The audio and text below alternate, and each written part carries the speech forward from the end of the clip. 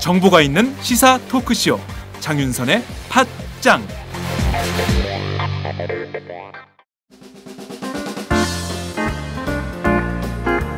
국내 최초로 단체 공정여행을 시작한 국제민주연대 공정여행사업단과 함께 2016년 새해 첫 여행을 떠나볼까요?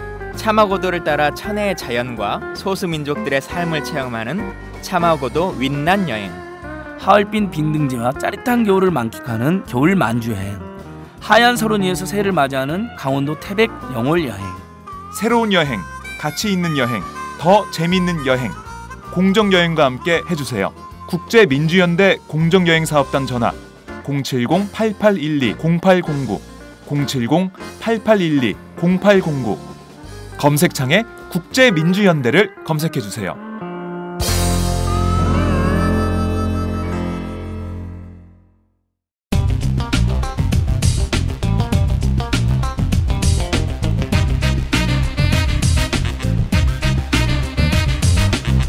배상훈의 냄사.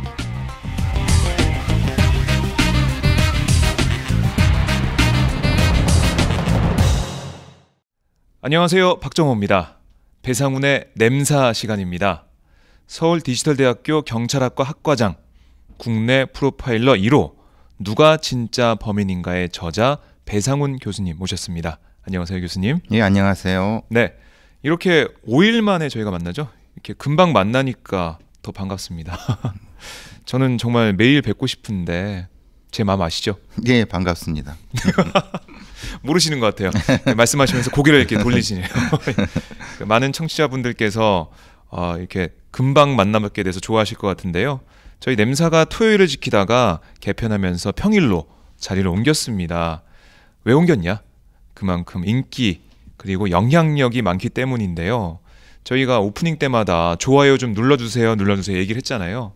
500개를 목표로 삼았었는데 이번 주 몇 개나 됐는지 아세요? 교수님? 500개 넘었다고 얘기 들었거든요. 네, 맞습니다. 녹음하고 있는 시간이 17일 오전 9시인데 지금 기준으로 504개, 500개를 넘었습니다. 야, 이 500개 넘기가 쉽지가 않은데요. 팟짱 역사상도 몇 번 없는 걸로 제가 알고 있습니다. 대단하네요. 이 토요일에 민중 총궐기 때문에 많이 방송을 못 드렸을 텐데 정말 청취자 여러분들 정말 감사합니다.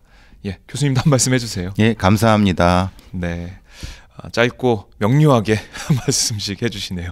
네, 고맙습니다. 저희가 이제 500개 목표를 달성했는데 또 목표를 잡아야 할까요? 뭐 교수님? 당연히 1000개로 가야 되는데 1000개요? 현실적으로는 한 700개 정도로. 700개 예. 정도요. 알겠습니다. 저희가 계속 목표를 늘려나가는데 그래도 이게 불가능한 목표는 아닙니다. 들으시는 분들이 좋아요를 다 눌러주시면 정말 엄청난 양이 되거든요. 그래서 저희가 좋아요를 어떻게 누르는지 좀 알려드려야 될 것 같아요. 이번에 보니까 좋아요가 어디에 있는지 모르시는 분들이 많더라고요. 제가 좀 설명을 좀 드리겠습니다. 폰에서 보실 때는 팟빵에서 에피소드를 눌러서 듣다 보면 제목 바로 앞에 하트가 있습니다. 닫기 누르는 버튼 바로 아래에 있어요. 그거 누르시면 되고요. 컴퓨터로 보실 때는 플레이어 아래에 하트, 좋아요 이런 네모난 버튼이 있거든요. 그걸 누르시면 됩니다. 자, 이번 주에 700개, 1000개까지 넘어오고 계신데 청취자분들이 얼마나 눌러주실지 저희가 또 지켜보도록 하겠습니다. 교수님 오늘따라 조용하세요. 네, 네. 사실 뭐 아무래도 지난 주말에 있었던 민중 총궐기 그리고 뭐 사경을 헤매시고 계시니까 그렇게 딱히 밝지만 않지만은 뭐 내용은 충실하게 전해드리겠습니다. 네, 그러게요. 저도 이렇게 좋아요 눌러달라 이렇게 말씀드리기가 참 송구스럽긴 한데요. 저희가 오늘 이 문제에 대해서 탈탈 털어보도록 하겠습니다.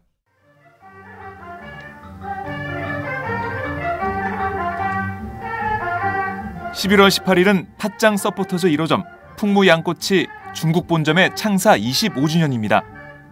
중국 본점은 중국 연계시에 있고 중국 대도시마다 직영점이 24곳, 가맹점이 60여 개, 직영점 직원 수만 2,000명이 넘는 엄청난 규모의 최고급 양꼬치 전문점입니다. 풍무양꼬치가 이렇게 중국 최고 브랜드의 음식점이라니 어쩐지 맛이 차원이 다르더라고요. 그래서 한국분점 대림역, 디지털 단지 역점에서도 이벤트를 준비했습니다. 각각 선착순 125명에게 고급 타올을 드리고요. 25번째 테이블에는 25만 원 상당의 가족 식사권을 제공합니다. 11월 18일 마침 그날 김광진 의원님도 예약을 하셨던데요. 김광진 의원이 당첨되는 이변이 일어나지 않을까요? 풍무양꼬치도 궁금하고 김광진 의원도 보고 싶으셨던 분들 기왕이면 11월 18일 수요일에 꼭 들러주세요. 풍무양꼬치 02-809-9292 02-809-9292.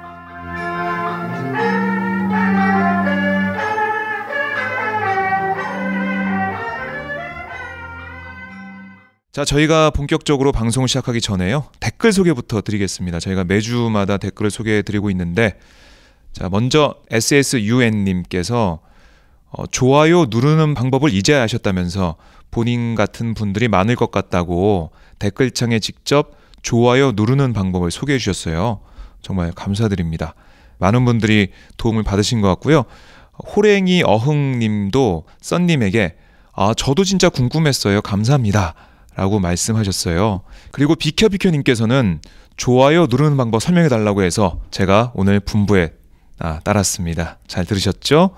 그리고 까칠한 아재님께서는 오사카에서 듣고 계시다고 합니다. 좋아요 누르고 듣기 시작합니다. 라고 말씀하셨습니다. 정말 모범적인 청취자네요. 선 좋아요, 후 감상, 이런 자세 좋습니다. 예, 아까 소개해드린 비켜비켜님, 배 교수님, 박 기자님, 주말에도 듣고 다음 주 수요일에 또 들을 수 있다니 왠지 슈퍼에서 1+1 쇼핑하는 기분이에요. 배 교수님 얘기 듣고 있으면 탐정소설에 푹 빠지는 기분, 늘 감사한 마음으로 듣겠습니다. 기자님과 팟짱 제작진 분들 정말 감사합니다. 라고 하셨습니다. 네, 고맙습니다. 그리고 철원 알코프님 쓴소리 남겨주셨어요. 교수님에 대한 쓴소리는 없습니다. 예, 저한테 하셨는데 네, 말 좀 편하게 하세요. 그리고 교수님이 설명하신 내용 굳이 정리해서 다시 말하려고 하지 마세요. 라고 남기셨는데 저희 방송 내용이 사실 좀 어려운 부분이 있어서 이해가 쉽게 만들려고 했는데 네, 불편하셨다면 제가 좀 말을 더 줄이도록 하겠습니다. 네, 고맙습니다. 그리고 승희님과 다나다바가님도 교수님에게 감사 인사 주셨습니다. 벙커원 강의 듣는 분들이 냄새도 많이 들으시는 것 같아요. 네, 저희는 언제나 환영합니다. 계속 함께 해주십시오. 네, 기본적으로 이제 저한테 질문을 주시거나 올리신 분들은 그 일일이 저는 다 이제 댓글을 달아드리고요. 감사하다는 말씀을 꼭 올려드리고, 그리고 뭐 궁금하신 거 있으면은 뭐 언제든지 제 메일로도 학교 메일로 보내주시면 되니까 언제든지 환영하겠습니다. 좋습니다. AS가 되는 방송 바로 이 팟짱 배상훈의 냄새입니다. 계속해서 응원 메시지 그리고 궁금하신 점, 저에 대한 따끔한 질책 이런 것들 좀 많이 부탁드리겠습니다. 자, 오늘은 토요일 방송이 나간 지 얼마 되지 않았으니까요. 저희가 현안을 중심으로 좀 살펴보겠습니다. 지난 14일 서울 광화문에서 민중 총궐기가 있었습니다. 그런데 현장에서 경찰이 정말 미친 듯이, 그야말로 미친 듯이 물대포를 쏘고 캡사이신을 난사했거든요. 이것 때문에 많은 시민분들이 다치고 또 우리 백남기 농민 선생님께서는 사경을 헤매고 있습니다. 참 이런 일이 일어나면 안 되는데 교수님은 뭐 경찰에 계셨으니까 좀 더 이 상황 내부까지 좀 아시고 뭐 상황을 보시면서 더 안타까워하시고 이랬을 것 같은데 어떠셨습니까? 보시면서. 글쎄 뭐 사실 여러 가지 면에서 좀 안타까운 일입니다. 뭐 이제 일 때문에 백남기 씨가 사경까지 헤매시고. 근데 이제 우리 한국의 경찰을 이해할 때는 사실은 크게 두 파트로 이해를 하시면 될 것 같습니다. 두 파트요? 한 파트는 이제 경비 보안, 정보 이 파트고, 하나 파트는 이제 수사, 형사 수사 이런 파트입니다. 그러니까 저는 형사 수사 파트에 있었는데, 그러니까 아예 그 진로가 다릅니다. 전혀. 그러니까 이제 그래요? 경비, 경찰, 보안 경찰, 정보 경찰이 하는 일하고 네. 흔히 말하는 일선에서 이제 그 뭐 과학 수사라든가 아니면 뭐 조폭을 수사한다든가 아니면은 뭐 살인범을 잡는다든가 이런 것은 전혀 나눠져 있는데 네. 예, 문제는 이제 지금 경비 경찰 사실은 이게 경비 경찰들 영역인데 그 영역에서 이제 이루어지는 일 부분에서는 사실은 현장에서 많은 있는 그 현장 경찰들도 안타까워하고 있습니다. 이 부분에 그런가요? 그럼요. 그러니까 전혀 영역이 다른 부분이라서 근데 이제 뭐 사실은 굉장히 그 과도하게 네. 그 진압을 하면서 다치는 부분을 보면서도 현장에 있는 경찰들이 안타까워하는 부분이고 그래서 이제 굳이 저렇게까지 할 필요는 없다고 생각을 하는데 네. 이제 뭐 어차피 아시다시피 경찰의 수뇌부들은 대부분 정보나 경비 경찰 출신들이 많이 올라갑니다. 왜냐하면 그건 당연하게도 예. 그 서울이나 수도권의 치안이라고 생각하는 것은 흔히 말하는 그 이 정권을 담당한 사람들의 입장에서는 안정된 광화문을 유지하는 것을 가장 최고로 목표로 삼습니다. 네. 그렇기 때문에 당연히 그러니까 그 아무것도 없는 시비가 없는 광화문을 유지해 주는 네. 경찰 수뇌부를 선호하죠. 그래서 예전에 그 명박산성을 그 만들었던 그 경찰청장도 아시겠고 네. 또 이제 지금 공항공사 사장이죠. 김석기 네. 그 사람 같은 경우도 사실은 아시다시피 이제 그런 그러니까 이제 사실 시위가 없는 수도, 네. 또 시위가 없는 광화문 그걸 만들려고 했던 사람들이고 그래서 그걸 잘 보여갖고 네. 사실은 영전하고 승승장구하는 사람들이죠. 그러니까 그 사람들의 영역은 별도입니다. 네. 우리 같이 이제 형사 수사 이런 거 과학 수사 이런 거 하는 사람들은 또 저기 한직으로 내어버려져 있고 그러니까 저희들 입장에선 그 참 안타깝기도 하고 뭐라고 얘기도 하기 힘든 네. 그런 상황에서 사실 보면은 이게 그런 경비 경찰 쪽 이쪽은 어떻게 보면 정권을 수호하는 거죠. 수호하는 거죠. 예. 뭐 그렇기 때문에 좀 영전하는 예. 그야말로 영전하는 게 많고 반면 우리 시민들을 위한 시민의 안전을 위한 그런 일을 많이 하는 형사 뭐 아니 수사 쪽 이런 지구대. 분들께서는 어떻게 보면 한직으로 좀 밀려나고 잘 승진이 안 되고 위에까지 많이 못 올라가는 그런 게 벌어지고 있다. 보통은 그 10명의 별이 올라가면 경무관이라고 하는데 네. 하면 그중에 9명 정도는 다 경비, 보안, 정보 이런 계통입니다. 대부분이. 그래서 예. 사실은 이 형사수사, 과학수사 이런 사람 일어나는 사람들은 아예 넘보지도 않죠. 이 표현이 넘본다고 하는 게 좀 그런데 예. 아예 생각도 안 하고 그냥 경감이나 경정 정도에서 그냥 옷 벗고 나올 생각을 하고 있는 게 대부분이고 네. 그 위는 이제 다른 영역, 정치 영역이라고 생각을 하는 거죠. 그 부분이 그런 게 좀 안타까운 부분이 예. 있고 어쨌든 그러면서 사실 그 뭐 실명을 해도 이완영이라는 새누리당 국회의원이 네. 엉뚱한 소리를 했는데 예를 들면은 뭐 미국의 경찰들은 뭐 시민을 쏴 죽여도 그것이 정당한 법 집행이라고 얘기를 하는데 그거는 진짜 그 하지 못할 소리겠지만은 그 정신 나간 놈입니다. 그거는 왜냐하면 예. 그런 얘기를 할 수가 없는 거고 어떻게 그런 얘기를 하는지 그거는 역사의 심판을 받을 소리입니다. 왜냐하면은 네. 경찰은 당연히 시민을 보호하는데 그것에 대한 수단으로서 총기가 사용될 수가 있는 거죠. 근데 그 총기가 사용될 수 있는 것은 엄격하게 통제가 돼야 되는 거고 네. 아주 일부 흔히 말하는 조폭이라든가 아니면은 정신병자에 의한 무분별한 총기 사용 과정 속에서 네. 미국의 경찰들이 총기를 사용하고 있는 그것만을 흔히 말하는 과대, 호도해 갖고 네. 그것을 또 일부가 다 뭐 미국의 시민 80%가 다 그 정당하다고 한다라고 하는 것은 앞뒤도 전혀 모르는 진짜 그 몰상식한 인간입니다. 그걸 그렇게 말할 수는 없는 거고 네. 없는 걸 뿐더러 그렇게 말하는 것은 진짜 아무것도 모르는 사람입니다. 이거는 분명히 우리 시민들이 꼭 알아두셨으면 좋겠습니다. 네. 그리고 미국에서의 총기 사용 같은 경우도 엄격하게 규제가 돼 있는 거고 특히 경찰에 대한 부분은 그래서 뭐 바디캠을 장착하고 나간다거나 그렇죠. 그런 게 지금 퍼지고 있지 않습니까? 그리고 아주 일부에서 백인 경찰들, 특히 네. 이제 인종주의에 경도되는 아주 일부의 그 백인 경찰들이 흑인이라든가 유색인종들한테 과도한 폭력을 행사한 건 맞습니다. 그리고 그 부분에 대해서 미국의 건전한 시민들은 네. 건강한 상식을 갖고 있는 시민들은 거기에 대한 비판이 많고 그걸 네. 규제하자는 얘기가 많은 것이 사실인 것이지 그중에 80%가 정당한 법 집행 그거는 앞과 뒤 흔히 말하는 전혀 엉뚱한 케이스를 맥락을 다 잘라내고 그냥 자기 편의대로 하는 거죠. 네. 그거는 절대 있을 수 없는 일이고 이거는 이원영이 맞죠? 이름도 모르겠는데 네, 이완영 의원 맞습니다. 이완영이 친일파인가요? 네, 이완영이라는 사람은 이완용 그런가요? 예. 친일파고 예. 그 이름이 절대 비슷하죠. 있을 수 없는 일이고 그 네. 사람은 그건 뭐 진짜 아무것도 모르는 사람이 하는 얘기입니다. 그러니까 제가 염려가 되는 거는 이완영 의원 같은 경우도 공권력을 두둔한 거 아니니까 그러니까 지금 물대포에 맞아서 사경을 헤매고 있는 사람이 있음에도 불구하고 공권력을 두둔하고 있고 그리고 김무성 대표 같은 경우도 공권력이 나약하다고 얘기를 했습니다.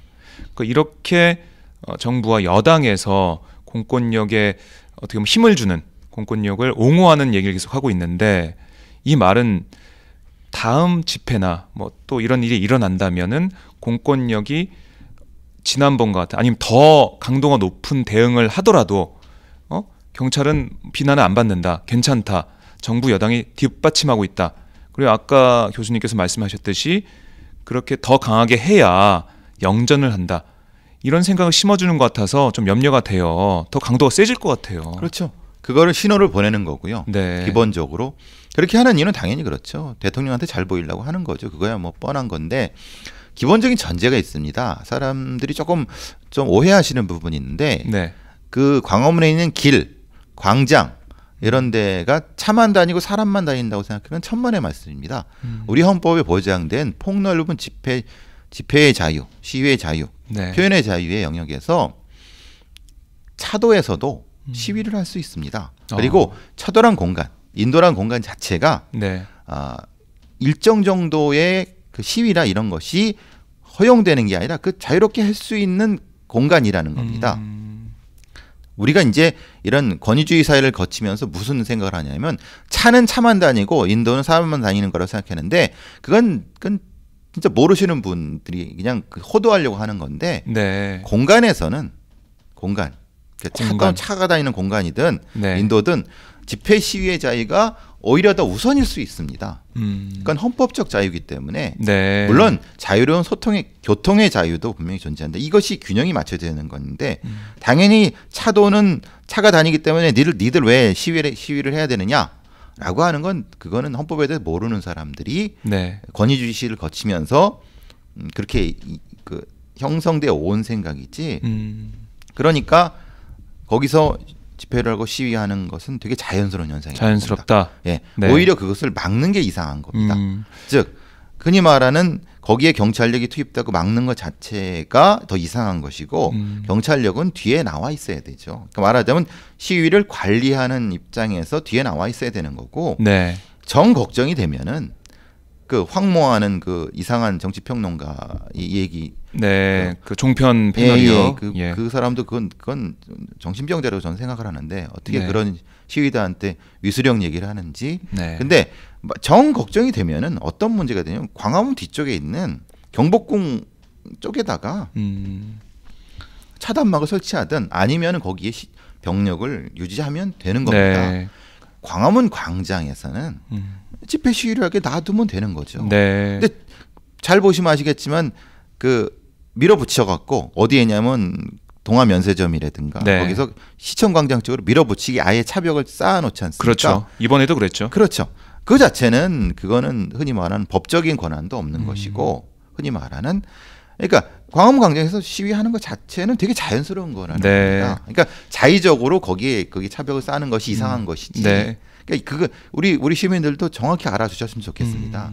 그 부분을 그게 전제입니다. 그게 전제다. 네, 전제인데 그 전제를 다 깔아뭉개고 당연히 광화문 광장에서는 시위를 안 하고 네. 그러니까 허가된 서울시청에서 한다. 왜 집회 시위를 허가를 받습니까? 집회 시위 자체는 헌법적 권리이기 때문에 네. 허가가 아니라 이른바 신고를 통해서 하고 그것이 일정 정도의 폭력성이라든가 과도한 걸 할 때 관리 차원에 들어가는 것이 전제인데 네. 우리는 권위주의를 통과되면서 지나면서 거꾸로 된 거죠. 당연히 시위는 허가를 받아야 된다라고 생각. 그건 절대 아닙니다. 예, 우리가 정확히 알아야겠네요. 그럼요, 당연하죠. 우리가 이렇게 우리의 목소리를 내고 시위를 하는 건 우리의 헌법적인 자유다, 시민의 자유다 이렇게 생각하시면 될 것 같은데 그런데 경찰은 이런 얘기를 하더라고요. 그 차벽을 쳤는데 그 차벽이 질서 유지선이다. 질서를 유지하기 위해서 어쩔 수 없이 친 거다. 그렇게 얘기를 하는데 이건 어떻게 보세요? 네, 그 질서가 뭐냐 이 말이죠. 그 질서라는 것은 당연히 뭐니까 되면 차는 차가 다니고 광장에서는 그 전제에 따라서 한 거다. 집회를 하면 안 되고 네. 그냥 거기서 그냥 조용히 생업만 종사해라라고 하는 거죠. 네. 그 질서를 의미하는 건데 헌법적인 질서, 헌법적인 권리의 질서는 뭐냐면 집회 시위를 자유롭게 하는 게 질서입니다. 네. 그게 기본적인 권리입니다. 그러니까 그게 권리가 유지가 안 되는 거를 예. 자기들이 생각하는 질서, 즉 차는 차만 다니고 허가받지 않은 어떤 시위를 하는 것에 대한 질서를 자기가 생각하는 거죠. 권력이 생각하는 거죠. 그죠. 근데 그건 지들이 생각하는 질서고, 그러니까 흔히 말하는 일정 정도 자유스럽게 집회를 하고 시위를 하고 표현의 자유를 누리는 그것이 질서인 거죠. 네. 제가 보는 질서이기도 하고 헌법학자들이 대부분의 헌법학자들이라든가 네. 상식선에서 말하는 질서가 그겁니다. 네. 그러니까 그 질서를 파괴하는 거는 차벽을 쌓아놓는 거죠. 차벽을 쌓으려면 뒤로 가서 그러니까 청와대 인근에 쌓아두면 되는 겁니다. 저는 청와대를 지킨다고 한다면 그렇죠. 청와대 인근에 쌓으면 그렇죠. 되지. 왜냐하면 광장에까지 내려와서 경복궁 뒤쪽 그쪽으로만 쌓으면 됩니다. 네. 광화문에서 광장에서 자유롭게 집회 시위하고 근데 그거 자체를 못하게 아예 밀어붙인 거 아닙니까? 네. 서울시청 쪽으로. 네. 그 이유는 뻔하죠.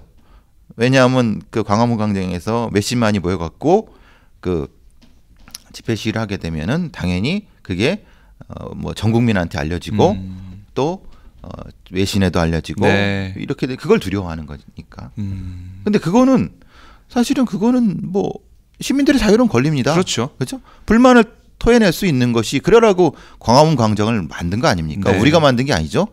우리 선조들이 만든 거지 않습니까? 네. 조선 왕조에서도 그렇게 만든 건 아니겠습니까? 그게 사실은 광화문 거리 아닙니까? 네. 거기서 맘대로 얘기하고 해라고 만든 거 아니겠습니까? 기본적으로 몰상식한 겁니다. 거기에다가 차벽을 쌓고 하는 네. 거는 그나마 이제 헌법재판소에서 차벽을 쌓되 요만큼을 튀어놓으라고 하는 거는 그건 아주 제한적으로 그렇게 해라는 게 아니라 네. 어쩔 수 없을 때 이렇게 해라는 거지. 지금은 그걸 거꾸로 이해하지 않습니까? 네, 그것만 튀어놓으면 괜찮다. 그렇지. 이렇게 얘기하는데 그건 아니라는 거죠. 그거는 예. 그 헌법재판의 판결을 호도하는 거죠. 그러니까 가능하면은 집회를 자유를 보장을 하되 네. 차단할 아주 가능한 제한적으로 하되 할 수 있으면 하되 요만큼 튀어놓으라고 하는 거꾸로 이해를 자기 중심으로 이해하는 거죠. 그러게요. 그러니까 대전제가 이런 거죠. 정부가 정말 국민을 위한 국정을 펼치고 있다면 국민들이 왜 거리에 나와서 집회를 하고 시위를 하겠습니까? 정권이 그것부터 반성을 해야 되는데 그런 반성을 하지 않고 어떻게든 집회 시위하는 사람들의 목소리를 억누르고 다른 사람이 못 보게 하려고 차벽을 쌓고 물대포를 쏘고 캡사이신을 난사하는 거겠죠. 그렇죠. 네. 이제 정부가 박근혜 정권이 자신들의 과오, 잘못한 점 이런 것들을 바로잡아야지 그걸 지적하는 민주 시민들을 억누르는 이 상황 너무 안타깝고요. 이 물대포 쏘는 거 보셨나요? 네. 그 안에 최루액이 섞여 있었는데요. 저도 그 현장에 있었지만은 정말 그 근처만 가도 물대포 입자라고 해야 되나요? 입자가 날아와서 너무 맵고 숨을 쉬기가 힘들었습니다. 이렇게 강도가 센 최루액 물대포 전 처음 봤거든요. 점점 강도가 세지는 건가요? 어떻게 보십니까? 그렇죠. 그러니까 그래서 일정 정도 흔히 말하는 시위 진압 장비라든가 네. 위해 장비죠. 지휘 진압하는데 위해 장비 같은 경우를 사용할 때는 일정 정도 이제 법은 아니더라도 일정 정도의 법령의 하에서 제한 조치가 내려져야 됩니다. 그러니까 무제한적으로 시위 진압 도구를 이용할 수 있다고 하면은 네. 그거는 민주사회 국가가 아니죠. 그러니까 말하자면은 어느 제한 한도 내에서 어느 농도 하에서 어떻게 네. 쓴다라는 것을 촘촘히 규정을 지어야 됩니다. 근데 그걸 그게 감시해야겠죠. 근데 이제 우리 사회는 사실은 그 경찰의 이제 민주적 통제가 이루어지지 않기 때문에 시민적 통제가 이루어지지 않기 때문에 네. 어떤 거를 쓰고 실제로 이제 예산을 어떻게 전용을 했는지도 모르는 상황에서 네. 그걸 하는 것은 사실은 그건 매우 위험한 상황이 될 수 그러게요. 있습니다. 통제가 안 돼요. 그러니까 전부터 이런 살수 문제, 살수차 문제에 대해서 지적이 나왔지만은 이번에도 똑같이 반복이 되거든요. 살수차 운영 지침이 있다고 해도 이번에 경찰이 내놓은 뭐 그런 기자회견이나 이런 거 보면 뭐 운영 지침이 있었는데 그거는 뭐 규정이 아니다 이런 식으로 얘기하거든요. 이건 어떻게 해야 된다? 그러니까 이제 말인가요, 진짜? 그러니까 자기들이 만들어 놓은 지침도 네. 자기들이 어기는 거죠. 그러니까 그 지침을 만들 때는 네. 경찰청장이나 아니면은 장관이 그걸 만들어 갖고 마음대로 고치게 하면 안 되고 국회에 보고를 하거나 아니면은 일정 정도 또 제한 조치를 둬야 됩니다. 네. 경찰위원회라든가 이런 데 제한 조치를 두고 지침을 만들어 놓고 그걸 엄격하게 지키라 이 말이죠. 자기들이 만드는 지침도 안 지키면서 네. 지침이 있다고 하면은 그거는 좀 뭐 현실이 안 맞아요. 이렇게 얘기를 하는 거 아닙니까? 지금 말하자면은. 네. 그러니까 이제 그거는 난센스죠, 난센스. 그렇게 하면 안 되고 정확히 경찰위원회에 보고를 하든 아니면은 행정안전위원회, 국회 행정위원회에 보고를 하든을 네. 통해서 정해진 지침이 있고 지침을 어겼을 때 징계를 내리고 아니면은 그 일정 정도 법적인 제한을 두는 그런 방식으로 운영을 해야 되는 것이 포괄적인 형태의 경찰 작용, 경찰 네. 행위를 시민적으로 통제할 수 있는 것이 됩니다. 예. 그러니까 사실 그 안에 그 최료액 안에 무슨 원료가 들어가 있는지 모르고 예전에는 뭐 아주 오래된 얘기지만은 네. 지금 삼양사가 아니라 옛날 삼양사에서 최루탄을 우리가 필리핀이나 지금은 미얀마라고 하죠. 버마에 수출을 많이 했습니다. 아 그래요. 예. 근데 이제 무슨 문제가 생겼냐면 그 안에 그 매우 유해한 성분이 있다고 해갖고 말하자면 뭐 예전에는 불임 성분이라고 브롬이라고 하는 BR 브롬 같은 것이 그 정자의 꼬리를 떼어내는 역할을 하거든요. 그래서 네네. 불임에 그 문제가 있다고 해서 그 수출했는데 그쪽에서도 오죽 위험했으면 거기서도 다른 쪽으로 수입선을 바꿨죠. 그 여러분 많이 보시는 팔레스타인 이스라엘하고 팔레스타인 그 네. 시위하는 장면에서 쓰는 최루탄이라든가 아니면은 그 세계 곳곳에 쓰는 최루탄의 상당 부분이 한국에서 수출한 것이 맞습니다. 아 그런가요? 예. 근데 예. 거기서조차도 이 한국의 최루탄이 유해하다고 네. 적절한 그걸 가하는 입장에서 그 안에 내용물이 성분을 모르는 입장에서는 네. 누군가는 관리해야 되지 않습니까? 그렇죠. 시민들이 뭐 10만 명이 넘는 시민들이 다 뒤집어 썼다고 하면은 그게 어떤 성분이 있는지를 그걸 보고를 해야 되고 위해가 있으면 국회라든가 아니면 이런 감독 네. 기관에 위해 성분이 어떤 건지를 허가를 받아야 되는데 그런 걸 전혀 안 하는 상태에서는 이거는 진짜 큰 문제가 진짜 그 안에 뭐가 들어있는지 잘 모르는 거잖아요. 모르죠. 지금 우리가요. 예, 그렇죠. 몸이 얼마나 나쁜지도 모르지 않습니까? 네. 저도 그날 뒤집어 썼는데 눈에 많이 들어갔어요. 눈 뭐 입 뭐 목덜미 머리 얼굴 막 그랬는데 이상하게 그날은 괜찮은데 지금 또 눈이 좀 침침한 느낌이 들고 그러네요. 그게 이제 오래 갑니다. 왜냐하면 네. 그걸 붙이는 어떤 뭐 점액질 같은 거라든가 이런 것들을 섞기 때문에 점액질이요? 예. 예를 들면 뭐 가장 쉬운 점액질은 네. 설탕 같은 거죠. 끈적끈적하는 거니까 그런 그걸 성분, 섞어 놓을 수도 있다는 그렇죠. 거죠. 왜냐하면 오래 붙어야 되니까. 오래 붙어야 입자가요? 지속되니까. 최루 입자가 예. 붙어서 오래 지속이 돼야 되니까. 그렇죠. 그런 부분이 있으니까. 예. 근데 물론 그걸 이제 성분 검사를 해봐야 되겠지만은 오래 유지된다는 건 당연히 그걸 섞었다는 것이 되는 거니까. 네. 근데 이거는 진짜 그 분석 전문가들이 분석을 해야 됩니다. 그냥 국회에서 나서 갖고 일정 농도 이상을 규정을 한다든가 네. 당연히 뭐 살수차 물대포의 압력을 정해놓든가 네. 아니면 최대 제 압력을 넘어설 수 없도록 그 살수차를 어떤 장치를 붙여서 그렇게 한다든가 아니면은 흔히 블랙박스라든가 타코메타 같은 걸 붙여갖고 네. 이런 것도 해야 되는 이런 제한 장치가 있어야지 되는 거지. 믿어달라라고 하는 그건 사법행위라는 사람들의 입장은 아니죠. 믿어달라가 아니라 믿게끔 장치를 붙여서 그것을 감독기관에 보고해서 추후에라도 허가를 받는 이런 방식이 흔히 민주사회에서의 사법기관의 운영이 되는 거죠. 그러게요. 근데 뭐 진짜 이 민중총궐기 때 보인 경찰 행태를 보면은 그런 민주경찰, 그러니까 국민의 경찰이 아니고 권력의 경찰이라는 생각이 계속 들고요. 그날 또 제가 놀랐던 게 바로 경찰 버스에 콩 식용유를 바르던 모습. 그리고 경찰 버스 그 지붕 위에서도 식용유를 1등 식용유라고 써져 있는 그 병에 든 기름을 식용유를 시위대 쪽을 향해서 뿌리는 그런 모습이 있었어요. 이거는 제가 볼 때는 최신 기법이 아닌가 싶은데 왜 이러는 걸까요? 아마 그거는 이제 그 시위 작전하기 전에 그 아이디어를 공모를 했을 겁니다. 그 아이디어 지휘관들한테. 그래서 공모를 하면은 이제 이거는 공식용료 쓰는 게 왜냐하면 그 뭐 미끄러져서 못 올라오게 뭐 그렇죠. 이런 건가요? 그렇죠. 다른 걸 쓰게 되면은 문제가 될 수 있기 때문에 그러면 이제 제일 쉬운 어떤 걸 쓰자. 식용이니까 이렇게 얘기가 될 수 있는데 그것도 사실은 위험한 거는 말 그대로 이제 식용유의 화학작용 같은 경우가 어떻게 되는지에 대한 것을 기본적으로 이제 보고를 해야 됩니다. 근데 이제 그걸 다 생략하는 거죠. 생략하고 그냥 써버리는 거네요. 써버리는 겁니다. 그래서 글쎄 이거를 나중에라도 이거는 되게 일정 정도 감시를 해야 되는 부분이죠.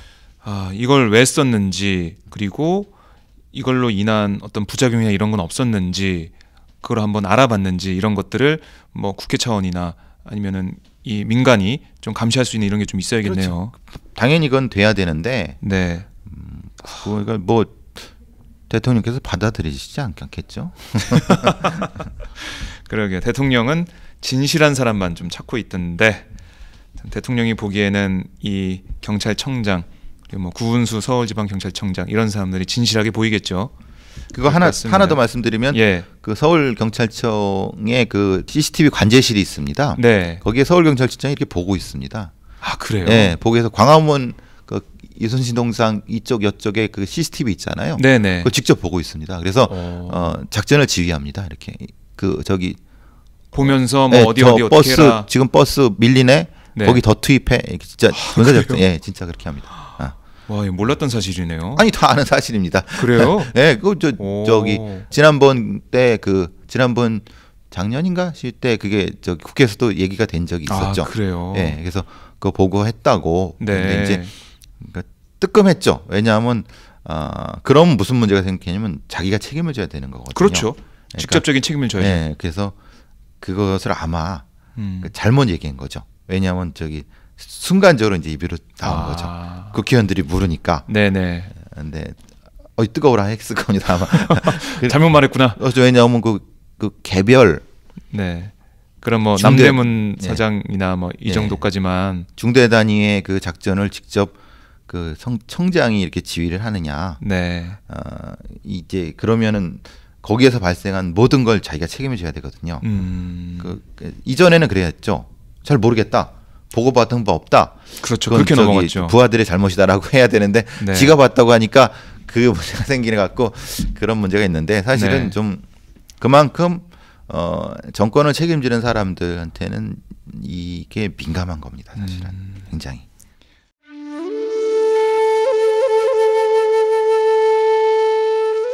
영한네이처의 마카산삼. 공중파 텔레비전에도 없고 인터넷 배너 광고 하나 없지만 팟캐스트 좀 들어봤다 하는 분들은 다 아는 마카산삼.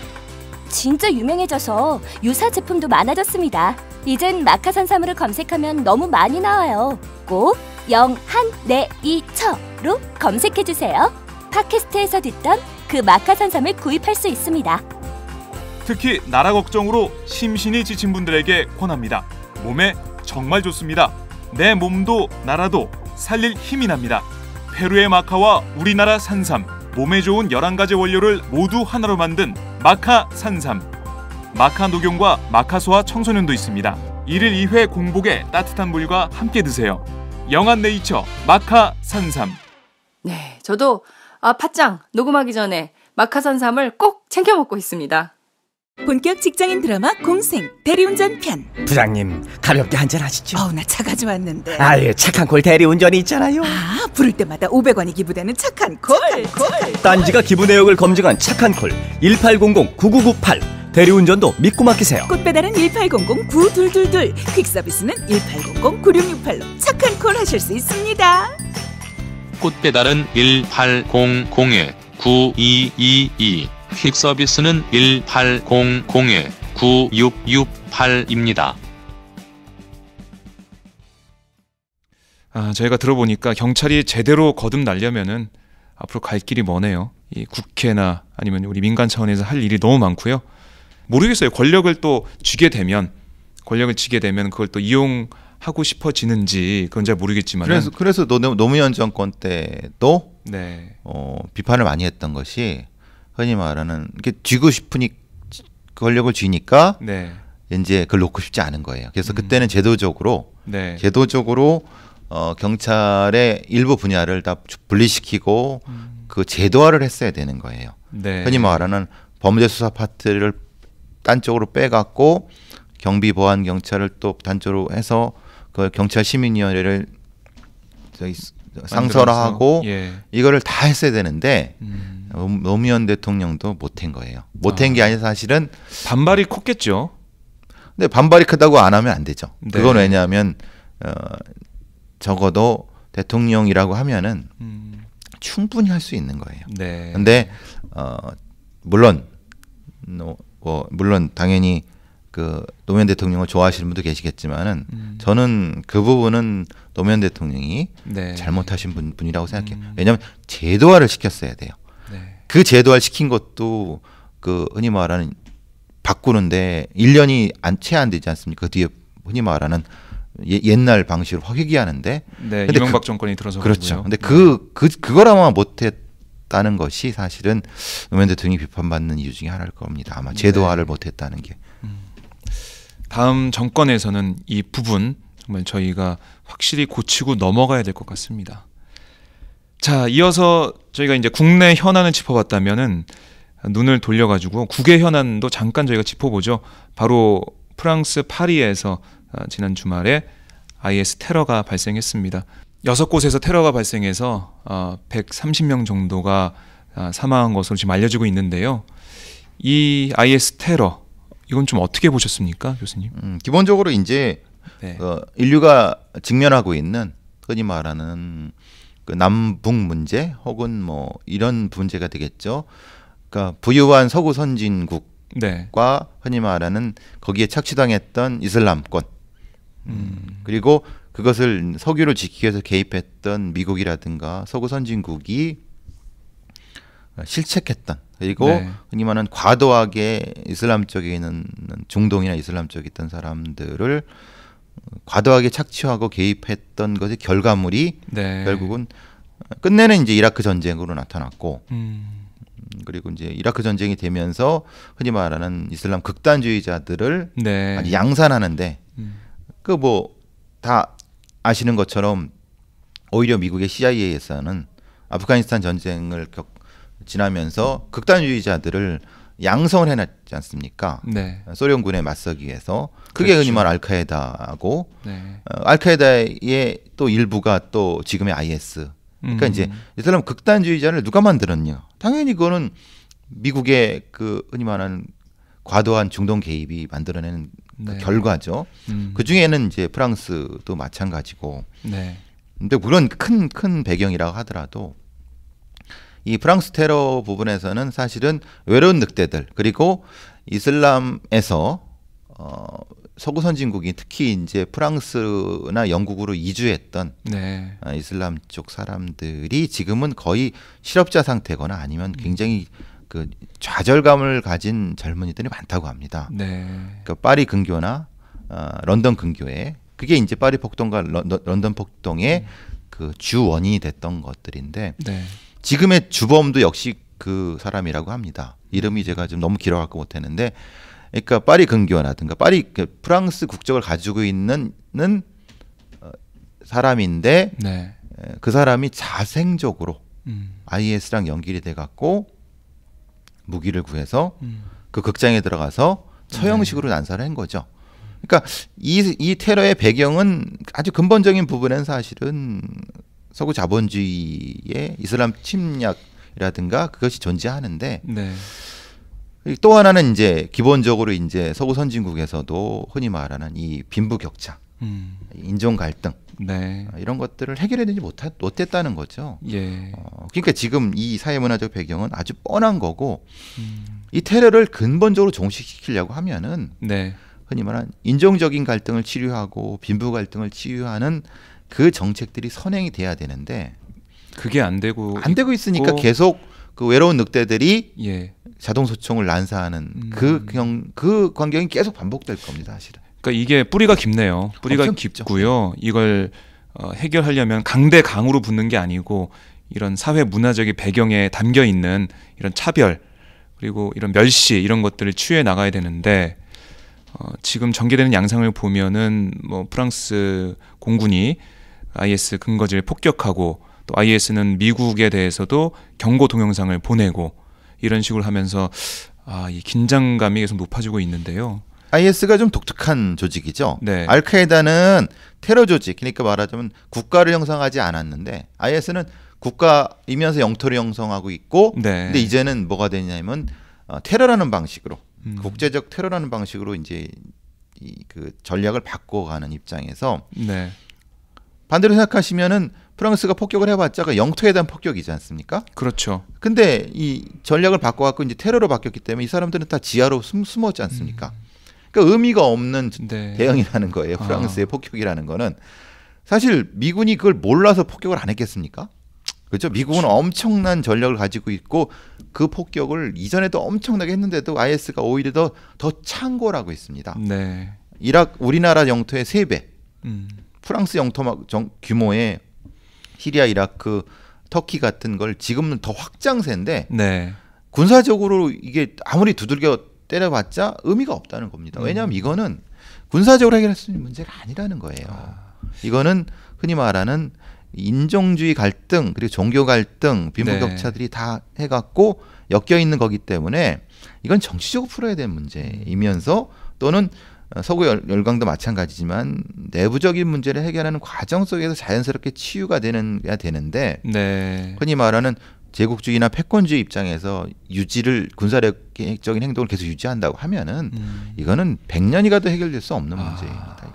참 이 군사적인 대응으로는 절대 풀 수 없는 문제군요. 그렇죠. 이 파리 테러로 드러난 IS의 이런 전략들 이게 서구 나라들이 지금 대응하고 있는 방식 여기서 좀 벗어나야 된다라는 지적을 좀 해주셨습니다.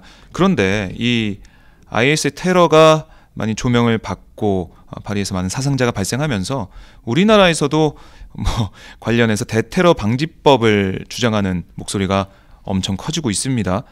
당장 이 새누리당에서는 내일이죠. 18일 당정 협의를 열고 테러 방지 종합 대책을 논의하겠다는 계획입니다. 보면은 김무성 대표 이런 얘기를 했어요. 우리나라도 테러 불감증에서 벗어나서 대테러 대응 체계 및 방안을 선제적으로 점검하고 준비해야 합니다. 테러 방지 법안은 국가와 국민 보호를 위해서 꼭 필요한 안전장치입니다. 라고 얘기를 했는데 이 테러 방지법을 보면 국정원이 테러 대응 컨트롤 타워를 맡는 것을 비롯해서 테러 용의자에 대한 감청 허용, 출입국 감시 강화, 테러용 금융거래 차단 등의 내용을 담고 있는데요. 교수님, 이 정부 여당에서 주장하는 테러 방지법 어떻게 보십니까? 기본적으로 이것도 전제가 잘못됐다고 봅니다. 네. 왜냐하면 그러니까 대테러 기구를 만든다고 하는 것은 미국의 9.11 말은 테러를 겪으면서 그 국토안보법을 만들어 갖고 네. 그런 식으로 이제 애국법이란 이름의 테러 방지법을 방지법을 만들려고 하는 거죠. 근데 그것도 애국법이라는 것도 한시적으로 만들었고 네. 그리고 상당히 제한을 두는 이유도 사실은 그 특정한 어떤 기구가 국민의 기본권을 제한할 수 있는 무한적인 권한을 줘서 안 된다고 하는 것이 네. 아무래도 미국 사회에 일정 정도의 그 견제 장치가 돼 있는데 특히 이제 지금 우리나라가 그러니까 이 관심 대테러법 같은 경우에 문제점은 뭐냐면 네. 사실은 그 조선시대 중기 이후에 임진왜란 이후에 비변사 체제를 만들려고 하는 거죠. 말하자면은 고려 무신 정권 이후에 네. 흔히 말하는 그 무신들도 참가하는 초법적인 유일한 권력 기구를 만들려고 하는 거죠. 그래요? 그렇죠. 그러니까 옛날에 그 임진왜란위의 비비연사 체계라는 게 뭡니까? 이 흔히 말하는 다른 거 필요 없이 무신과 문신들이 다 들어와 갖고 권력 기구예요. 그러니까 유일한 권력 기구죠. 거기서 결정되는 게 다 통용될 수 있는 그런 방식인 거죠.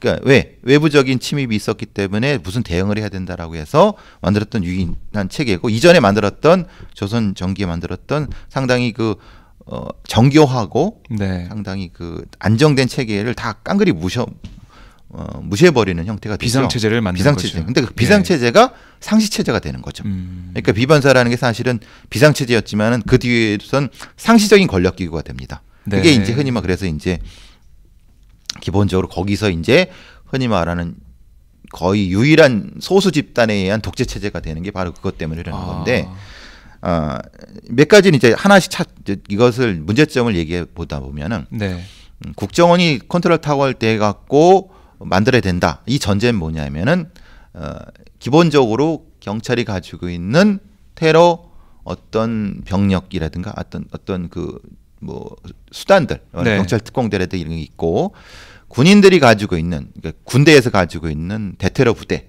예를 들면 뭐 707이라든가 아니면은 뭐 특전사 같은 데에서라든가 아니면 이런 데서 가지고 있는 그 병력들 그리고 그 가장 주력이 되겠죠. 이것들을 한꺼번에 운영할 수 있는 어떤 기구가 있어야 된다.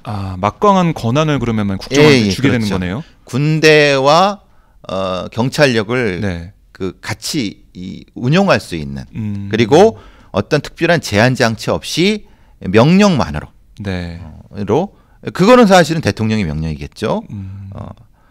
이 부분이 문제가 되는 거고 사실은 아시다시피 12.12 5.17이 연결되는 문제도 사실은 전두환이라는 사람한테 제도적으로 상당히 막강한 권한을 줬기 때문에 그 쿠데타가 가능했던 것이 되는 거고 만약에 이 대테러 기구, 대테러법에 의해서 대테러 기구의 수장한테 그만큼 권한을 주게 된다면 이건 친위 쿠데타도 가능한 형태가 되고 대통령한테 유신 이상의 권력을 줄 수 있는 것이 되는 건데 전제가 그겁니다. 저는 이걸 볼 때 지금 뭐 그 종편에 많은 사람들이라든가 뭐 자칭 테러 전문가들하는 사람 제가 보기엔 그 아무것도 모르는 사람들이라고 생각하는데 뭐 테러 학회장이라는 사람들부터 시작해서 전문성이 있어야 된다. 그건 맞습니다. 근데 그럼 지금 우리나라가 운영하고 있는 대테러 부대라든가 경찰 특공대라든가 이런 사람들이 전문성이 없냐? 전문성 넘쳐나죠. 그렇게 만든 거니까. 그러면 그거를 통합적으로 운영을 해야 되느냐? 왜 운영을 해야 되느냐는 전제가 됩니다. 그러니까 어떤 테러가 발생했을 때 갑작스럽게 명령 계통에 움직이지 않아 갖고 그것이 안 된다. 사실 그게 문제입니까? 그건 문제가 아니에요. 왜냐하면은 당연히 지금도 대통령의 명령이라든가 아니면은 장관의 명령에 의해서 경찰 특공대라든가 테러 부대가 즉시 투입될 수가 있어요.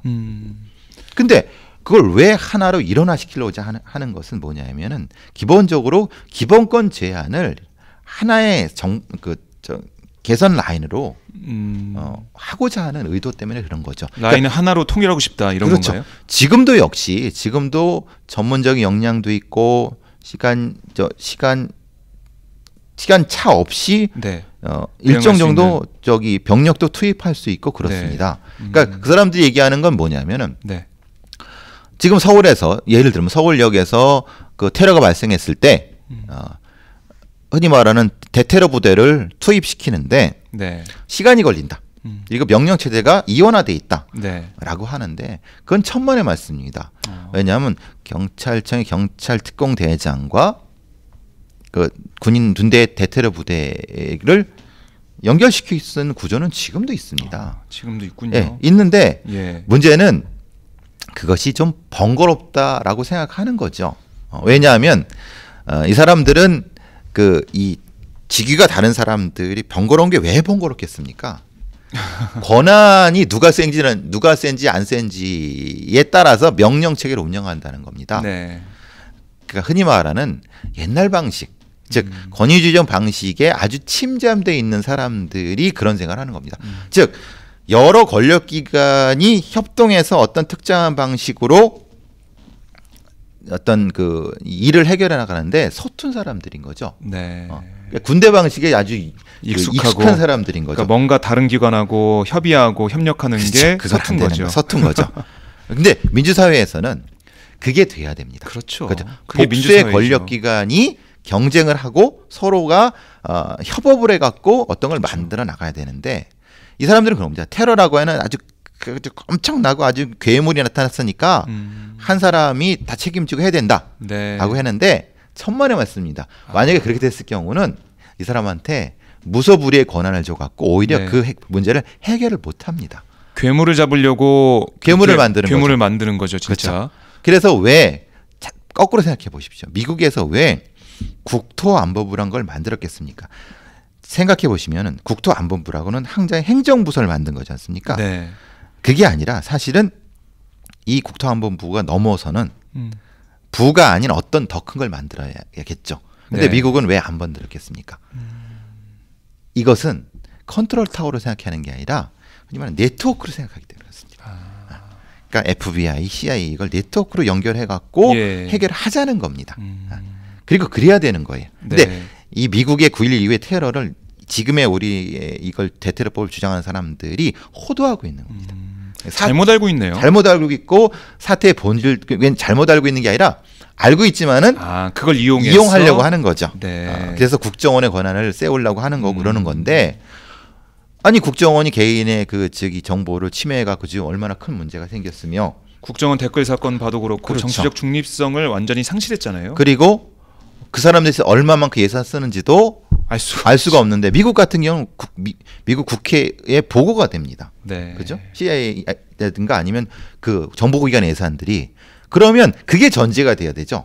그걸 보고를 하고 그걸 안정화됐을 경우 대테러법이든 뭐든 만들면 그게 가능한데 뭘 어떻게 쓰는지를 모르는 사람한테 그 무소불위의 권한을 줘갖고 어쩌자는 겁니까?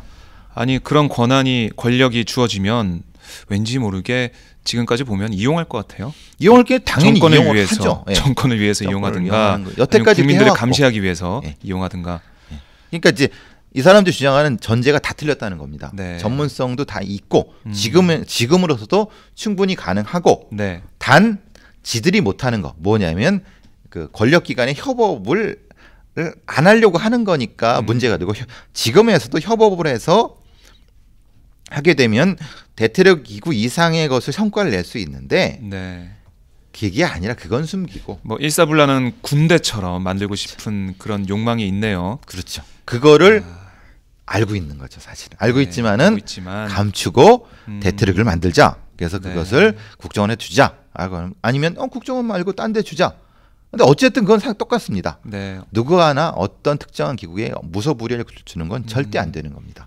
자, 이 괴물을 잡으려고 진짜 괴물을 하나 더 만들자는 그런 주장 정부와 새누리당에서 하고 있다고 볼 수가 있겠네요. 저는 그래서 이 테러 방지법은 절대 반대입니다. 그리고 절대 반대다? 만약에 그 테러 방지법이라는 것이 성립되면은 만약 그걸 만들려고 하면은 기구가 아니라 협의체를 만들거나 아니면은 기본적으로 지금의 대테러 역량에 대한 평가위원회를 먼저 만들어야 됩니다. 평가를 만들어 갖고 거기에 따라서 어떤 요소가 불비한지를 파악한 다음에 만들어도 절대 늦지 않다. 그리고 지금 수준에서도 사실은 법을 안 바꾸더라도 대통령령으로도 충분히 할 수 있다. 지금도 잘하고 있지 않습니까? 그렇죠? 흔히 말하는 세월호 특별법을 만들었는데도 그걸 다 깡가 무시하는 대통령을 만들어 갖고 하는 대통령령으로도 충분히 지금 할 수 있어요. 할 수 있는데 왜 안 하겠습니까? 왜냐하면 법을 주십시오. 법은 뭐가 있어야 되냐면 그 개인의 기본권을 제한할 수 있는 무소불위의 권력을 줄 수 있는 거기 때문에 그걸 달라는 겁니다. 지금 할 수 있는데도 안 하면서 그걸 달라는 거죠. 참 우리 교수님 말씀을 들어보니까 이 테러 방지법이 뭐가 문제인지 명확하게 알 수가 있는데요. 지금 이 미국 저희가 좋아하잖아요. 다른 건 다 미국 따라하면서 이런 미국의 좋은 것들 저희가 배워야 하는 민주적인 것들은 안 따라해요. 안 배워요. 그걸 호도하죠. 사실은. 그걸 이용해서 다르게 또 교묘하게 또 써먹으려고 하는 이런 권력자의 모습 참 저희가 비판하지 않을 수 없고요.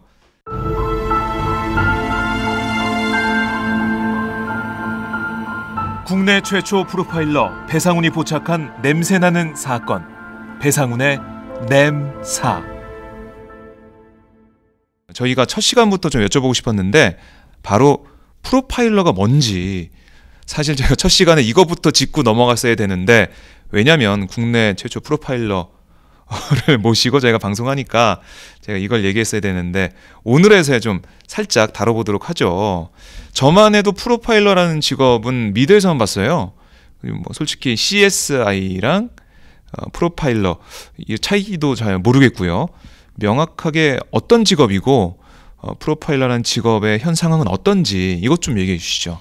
그러니까 이제 거기에 이제 왜 제가 그 아시다시피 표창원 교수님도 계시고 네. 경찰청에 뭐 권일령이라고 하는 그 사람도 있는데 왜 저를 프로파일러 이러라고 하는지에 대한 명확한 이유가 되는 겁니다. 그러니까 말하자면 프로파일러를 보는 입장이 탐정으로 생각하는 사람이 있고, 네. 그리고 주로 그렇게 많이 생각을 하는 거죠. 그리고 그냥 CSI 즉 크라임씬 과학수사대 정도로 생각하는 사람이 있는데 그렇지만은 원래 프로파일러는 그거하고 전혀 다릅니다. 그러니까 사실은 뭐 표창원 교수님이 잘 몰라서 그러지는 않았고 사실은 그걸 일을 해보지 않았기 때문에 네. 그 프로파일러라는 것이 초기에 알려질 때는 아 그냥 탐정과 비슷하게 생각을 하는구나라고 했는데 실제로 프로파일러 운영은 그렇지 않습니다. 프로파일러 같은 경우는 네. 흔히 말하는 그 레인저, 감시자 이런 형태로 보시면 됩니다. 그러니까 말하자면 저희들이 하는 일을 간략히 말씀드리면 서울지방경찰청의 뭐 행동과학팀 같은 경우는 네. 서울의 31개 경찰서에서 올라오는 모든 형사당직을 매일 아침마다 점검을 합니다. 그럼 거기에는 이제 뭐 살인 사건, 변사 사건, 예를 들면 또 뭐 절도 사건, 강도 사건들이 다 올라오죠. 네. 뭐 수천 가지가 다 올라요. 그렇죠. 거기서 이제 흔히 말하는 연쇄성이 나타나거나 아니면은 이 범죄의 특이성들 그리고 이것이 실제로는 강간 사건인데 사실은 이것은 이 살인 사건의 전조가 될 수 있다. 근데 어떤 사건은 살인 사건인데 그냥 그렇게 연쇄성이 보이지 없는 그런 걸 매일 그 체크를 합니다. 아 그러면은 뭐 전체적인 그림을 본다고 해야 될까요? 그렇죠. 그런 역할을 하는 거네요. 그런 형태를 하는 거죠. 그래서 보통 이제 어떤 지역에서 특별하게 어떤 범죄가 더 많이 일어나고 있다. 네. 아니면 줄어들고 있다. 이런 것은 범죄의 어떤 그 수준이랄까? 흐름 같은 걸 봅니다. 그 지역에 있는 것. 그거를 레이더식으로 매일 감시를 합니다. 그거를 범죄 걸 이제 보통 스크리닝이라고 하는데 그걸 해갖고 그걸 해는 작업이 그래서 이제 어떤 사건이 발생을 하게 되면은 그걸 평가해갖고 그걸 수사하는 사람들한테 이건 어떤 방향으로 하고 그것을 그리고 범죄 흐름을 보고서를 해갖고 치안 정책을 하는 사람들한테 올려줍니다. 그런 것이 첫 번째 일이고 또 하나는 범죄 심리 수사. 그러니까 현장에 아까 말씀드린 특별한 사건 같은 현장에 가서 거기에 나타나고는 범죄자의 심리. 예를 들면은 상흔이라든가 범죄 도구라든가 이런 걸 통해서 이 범죄자는 어떤 형태의 심리적 특성을 가지고 있다. 그건 뭐냐면 어디 가서 잡았고 어떤 나이대라든가 교육 수준이라든가 아니면 이런 것들 성별 이런 것들을 추정하는 작업을 저희가 합니다. 그게 보통 이제 미디에서 나오는. 네, 저희가 좀 알고 있는 그런 거죠. 근데 이제 그게 다는 아니고 어쨌든 그 부분이 하나가 또 있고요. 또 세 번째는 뭐냐면 잡혀온 아니면 뭐 흔히 말하는 용의자들을 신문하는 역할을 합니다. 용의자를 신문하면서 실제로 이 사람이 거짓말을 하고 있는지, 이 사람의 심리적 특성이 뭔지를 파악을 하고, 그리고 진짜 말을 안 하는 그 용의자한테는 말을 하게 만드는 방법. 그러니까 심리적인 특성을 이용하는 거죠. 이어가는 건데 여기서 이제 사실은 좀 문제가 되는 부분이 있습니다. 뭐냐면 진술을 안 하는데 진술을 하게 하면 안 되죠. 그렇죠? 왜냐하면 그거는 법적인 권한을 넘는 선이고 기본권을 제한하는 것일 수 있습니다. 왜냐하면 진술 거부권이라는 건 포괄적인 형태의 헌법적 권리니까요. 근데 문제는 저희들이 이전에 이제 미국에서 이런 개발된 기법들 이런 걸 통해서 뭐가 되냐면 압박 진술을 받게 되는 어떤 부분도 있고 네. 그래서 요거는 사실은 저희들이 그래서 교도소 담장을 걷고 있다는 게 그겁니다. 어느 수준에서 얼마까지를 그렇게 진행을 해야 되는지에 대한 것이 네. 아직은 명확하지가 않습니다. 그러니까 자칫하다가는 헌법에 보장되는 권리를 다치게 할 수가 있으니까 그렇죠. 뭉개뜨릴 수가 있으니까 그렇죠. 담장 일을 걷고 있는. 그래서 이제 적어도 이제 심리적인 압박을 다 주는 건 맞지만 그 이상의 과도한 형태를 네. 주게 되면은 이 용의자를 정신적으로 조금 뭐 까놓고 얘기하면 미치게 만들 수도 있는 겁니다. 그런 기법까지도 예. 이전에는 사실은 미국 CIA라든가 FBI에서는 개발을 하고 그랬습니다. 그러니까 즉 용의자를 회복할 수 없을 정도의 심리적인 타격을 줄 수 있는 방향이 있습니다. 예. 그래서 그거를 잘못 이용하는 게 검찰 수사관들이죠. 그래서 그 어느 검찰의 뭐 수사를 한번 받고 나와서 한가리에 뛰어내리고 막 그러지 않습니까? 네, 그런 게 계속 나오고 있죠. 그리고 이제 그 파파이스의 그 김어준 총수가 그걸 계속 물어보셨는데 네. 자살을 하게 만들 수도 있느냐라고 물어보셨어요. 네. 그 국정원 임과장. 예. 저는 그렇게 대답을 했어요. 자원만 주어진다면 할 수 있다. 그러니까 일정 정도 할 수 있습니다. 그래요? 사실은 이거는 그러면 그래서 사실은 프로파일러들을 무서워하는 겁니다. 아는 사람들이 예. 왜냐하면 심리적으로 조정을 하니까. 근데 네. 실제로 그렇게 했다는 건 아닙니다. 근데 네. 미국의 예라든가 이런 걸 봤을 때는 그리고 제가 이렇게 신문하는 과정에서도 요거를 요 단계를 조금 넘었으면 이 사람이 돌아오질 못하겠다.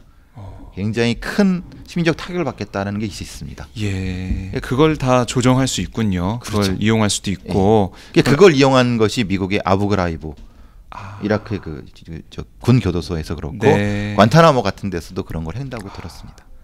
참 제가 이렇게 교수님 바로 앞에 앉아 있는데 조금씩 무서워지네요. 네. 저를 조정할 수 있지 어쨌든 않을까? 그런 역할을 제가 말씀드린 게 한 세 영역이 있죠. 네 영역이고 하나가 좀 또 하나는 이제 네. 그 자살을 하려고 하는 사람들을 설득하는 그리고 인질범들을 네고시에이터 네. 역할도 합니다. 그런 것 왜냐하면 그 상태의 심리적인 부분도 찾아야 되니까 네. 그런 것들을 다 하는 게 프로파일러입니다. 정말 많은 일을 하시네요. 그러니까 이제 단지 탐정 역할을 하는 거는 아주 제한된 것이고 네. 그거를 하기 위해서는 흔히 말하는 시스템이 갖춰야 되기 때문에 그래서 경찰청에서는 저를 포함해 일기를 뽑아서 그거를 훈련시켜 갖고 해갖고 네. 그래서 프로파일을 만들어낸 겁니다. 근데 이제 그 이전에 프로파일러라고 얘기했던 사람들은 사실은 프로파일러가 뭔지를 몰랐던 사람들이 그냥 언론에서 프로파일러라고 얘기해달라니까 한 거이기 때문에 그래서 이제 그거 갖고 이제 약간의 뭐 있겠지만 어쨌든 그런 부분이 있다고 치고 네. 정확히 프로파일러가 뭔지를 시민분들께서 알아야지. 네. 왜 제가 이 말씀을 드리냐면 이 프로파일러도 잘못 사용하게 되면은 네. 시민의 그렇죠. 기본권을 심각하게 초래할 수 있고 또 사실은 지금 국정원이나 군 수사기관에서도 프로파일러를 운영하는 이유가 네. 흔히 말하는 옛날 방식의 간첩 조작은 있을 수 없지만은 예를 들어 아시지 않습니까? 북한 주민이탈센터에서 북한에서 탈북한 사람들을 과도하게 합동신문을 통해서 네. 그런 부분도 유호성 씨, 유호성 씨 사건이 사건 있었죠. 마찬가지로 네. 가능한 부분입니다. 그러니까 프로파일러가 어떤 그 심리적인 형태의 그 수사가 어떤 결과를 초래한다는 거를 시민분들이 아셔야지 방지를 할 수 있습니다. 그러게요. 그래서 이 방송 들으시면서 대응할 수 있는 그런 전반적인 지식을 알 수 있겠네요. 그래서 네. 그걸 제가 이걸 말씀드리는 게 그겁니다. 제가 어디 가서나 이런 말씀을 드립니다. 알아야 된다. 그리고 이것도 흔히 말하는 시민적 통제가 돼야 된다. 네. 그렇지 않고 그냥 지금은 어떻게 운영되냐면은 프로파일러를 무슨 경찰청장이나 지방경찰청장의 전유물처럼 합니다. 무슨 사건이 생기면은 큰 사건이잖아요. 예. 그거 성과를 내 갖고 자기 승진하는데 이렇게 이용하는 그렇게 하면 안 되죠. 이거는 그렇게 하면 안 되죠. 프로파일러는 시민의 재산입니다. 네. 그렇죠? 국민의 세금으로 만들어낸 거죠. 전문가인데 그렇죠. 그거를 자기 성과를 위해서 그렇죠. 사건에 투입하고 이러면 안 되죠. 그러죠. 예. 그리고 국민의 실제 그 범죄를 해결하는데 사용되는 수단이어야 되는 거죠. 네. 저는 그래서 어디 가나 이런 말씀 드립니다. 네. 저희가 첫 시간에 들었으면 좋았을 만한 내용인데 오늘에야도 그러니까 지금이라도 들으니까 너무 좋네요. 이것도 좀 질문하고 싶어요. 프로파일러가 되고 싶으신 분들이 있을 것 같은데 어떤 준비를 해야 되는지 이게 궁금하거든요. 네, 기본적으로 이제 우리나라에서는 프로파일러를 하는 그 사립의 어떤 기관은 없습니다. 네. 이제 뭐 경찰이 돼야 되는 건가요? 유일하게 있다고 하면은 경기대 이수정 교수님 범죄심리학에서 거기서 비슷한 그 범죄심리 대학원이 있긴 한데 그건 프로파일러를 만드는 게 아니라 네. 범죄심리를 학문적으로 공부하시는 분이기 때문에 지금 같은 경우는 경찰청에서 그 프로파일러를 특채를 하고 네. 검찰청에서 일을 합니다. 검찰청에서도요? 뭐 행동 분석관이나 진술 분석관이라는 걸로 하는데 네. 그러니까 그 자격 조건은 그렇습니다.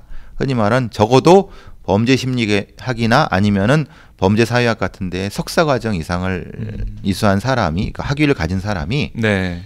거기에 이제 그 특채에 응시해 갖고 일정 정도의 그 인턴십을 거치면은 되는 부분이 있기 때문에 네. 근데 요새는 또 그게 경쟁이 좀 치열해 갖고 지난번에 뭐 올해 초에 뽑은 5기 프로파일러들은 네. 뭐 반수 이상이 외국 학위자라고 합니다. 아 그래요? 네, 외국 거기도 학위자. 고학력이네요. 그렇죠. 왜냐하면 이게 그 적어도 그 이 박사학위 이상을 가지고 네. 그 또 현실적으로 이제 이런 것을 많이 해본 사람들이야 되니까 뭐 미국 같은 데서는 존 제이 스쿨이라든가 미시간 대학 같은 데라든가 이런 데서도 유사한 과정을 하고 네. 거기서는 이제 아예 미국의 뭐 프로파일링 아카데미 같은 데랑 연결을 해갖고 훈련시키니까 예. 비슷하게 이제 한 부분들이 있으면은 한국에 쓰게 되는 거죠. 네. 그러니까 이제 뭐 그냥 뭐 학과로 생각하시면은 심리학과나 사회학과 같은 데에서를 이제 저기 공부를 하시고 학부를 하고 석사를 좀 근데 요새는 뭐 미국 유학 가는 게 크게 어렵지 않습니다. 네. 왜냐면 저기 요새 옛날에는 유학 가는 게 좀 제한이 많았는데 뭐 그리고 또 저기 장학금을 받고도 갈 수 있으니까 네. 공부를 좀 하시고 뭐 적어도 한 2, 3년 공부하시고 오시면은 가능하시고 지원을 할 수 있다. 네, 근데 우리나라 같은 데서는 그 길이 아니라고 생각하시면은 경찰이 먼저 되셔갖고 네. 경찰이 되신 상태에서 지원할 수 관련 학위를 딴 다음에 그쪽으로 전종을 하시거나 네. 이렇게 하시면 됩니다. 알겠습니다. 프로파일러가 어떻게 되는지까지 저희가 알아봤는데 저는 이제 좀 늦은 것 같아요. 나이가 좀 있어서 프로파일러가 되기는 좀 늦은 것 같고 배상훈 교수님과 배상훈의 냄사를 오랫동안 잘 진행하도록 하겠습니다. 자, 교수님, 저희가 오늘은 국내외 현안 그리고 프로파일러에 대한 얘기까지 쭉 나눠봤는데 교수님과 방송하다 보면 제가 많이 배웁니다. 그러니까 청취자분들도 많이 배우실 텐데요. 끝으로 좋아요 좀 많이 눌러달라는 광고 좀 해주십시오. 예, 뭐 좋아요라는 게 사실은 뭐 저와 우리 시청자들과의 소통이라고 생각합니다. 네. 예, 소통이 되시고 저한테 궁금하신 거 그런 걸 뭐 물어보시고 또 필요한 부분이 있으면은 이렇게 좀 하시고 또 이제 들으신 결과가 진짜 마음에 와닿는다. 그러면 네. 이제 좋아요를 누르시면 되는 거. 그리고 개인적으로 700을 목표로 하도록 하겠습니다. 네, 오늘 지침은 주셨네요. 700 좋아요 700개 지침은 주셨고요. 참 저 이 얘기를 안 했네요. 교수님 쓰신 책 이름이 뭐라고 그랬죠? 누가 진짜 범인인가? 이건 저는 까먹었어요. 누가 진짜 범인인가? 교수님 너무 귀여우세요. 이렇게 얘기하실 때마다 정말 귀여우신데 누가 진짜 범인인가? 저희 냄사의 교재입니다. 배상훈 교수님이 쓰신 책인데요. 이 책도 많이 사랑해 주십시오.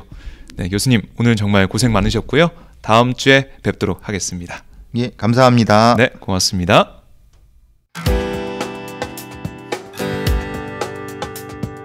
네, 우선 10만인 클럽 6주년 축하드리고요. 제가 오마이뉴스에 바라는 게 있다면 자본의 영향 없이 이렇게 시민들의 힘을 모아서 정말 사회적 눈치 보지 않고 올바른 목소리, 바른 시각에서 저희들에게 세상을 많이 알려주시면 좋겠고 앞으로도 이렇게 아직 인원이 많이 안 모인 거로 아는데 더 많은 후원자들 생겨서 10만인 더 넘어서 100만인까지 이루어졌으면 좋겠습니다. 안녕하세요. 오마이뉴스 최종 병기라고 바득바득 우기고 있는 김병기입니다. 15년 동안 기자로 뛰고 있습니다. 여러분이 보내주신 자발적 구독료가 제 월급이었어요. 정말 고맙습니다. 장윤선의 팟짱도 그렇게 만들어요. 팟캐스트 제작비 스폰서가 되어주세요. 10만인 클럽에 가입하시면 되는데요. 02-733-5505 내선번호 274번으로 전화주세요. 아니면 오마이뉴스 홈페이지 우측 상단에 동그란 주황색 배너가 있거든요. 그걸 꾹 눌러주세요. 청취자 여러분, 열심히 뛰겠습니다. 아싸!